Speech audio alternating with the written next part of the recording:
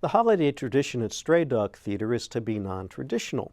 If you're not interested in wholesome, nostalgic family entertainment, Stray Dog has a campy alternative in Devil Boys from Beyond.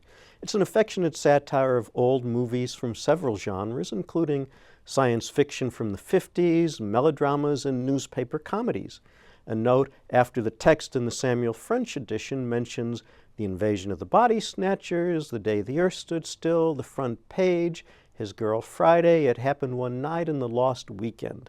The play by Buddy Thomas and Kenneth Elliott begins with the landing of a spaceship from which two silvery aliens emerge.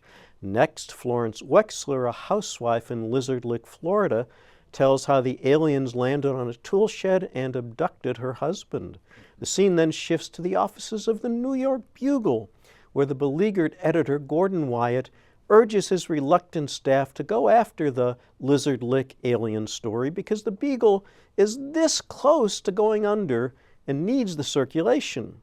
The staff includes photographer Gregory Graham, star reporter Maddie Van Buren, who was Gregory's ex-wife, and Lucinda Marsh, another reporter who was Maddie's rival for stories as well as for Gregory's affections.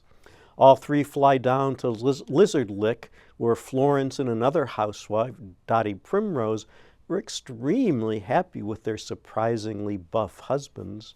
The Stray Dog production goes all out for laughs with stylized line readings and exaggerated takes. I'm certain director Gary F. Bell is getting exactly what he wanted from an accomplished cast that includes newcomers as well as returning favorites. In the original production of this play, all the women's parts were played by men. At Stray Dog, Michael Juncal as Florence and Michael Baird as Lucinda have lots of fun with cross-dressing, but no one is left behind in the campiness department.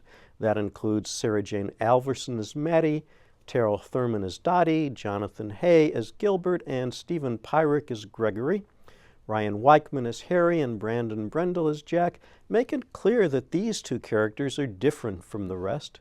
Eileen Engel's costumes are right for the period. The simplicity of Justin Bean's set design facilitates cinematic scene changes. Tyler Dino's lighting includes some nice effects for the aliens. I heard a lot of laughter at this show, and I had some good laughs too. Even so, I'm not convinced that the broad approach at Stray Dog is the best one for Devil Boys from Beyond. When you start out with extreme takes and line readings, you don't have much room to go anywhere else. I think the parody would be more effective if the heightening of the style were closer to what we would see if we were watching the movies spoofed in the play. I'm not alone in this. The note after the text I mentioned before makes this suggestion too. In an affectionate satire, the way to show your affection is to show how well you know what you're sending up. Yeah. Well, this didn't work very well for me.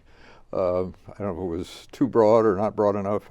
And the problem, I think, more with the script, I didn't feel that it did all that much with the material that it had, but maybe that's me. Well, and I think maybe the script might have worked better if the style were closer to the movies.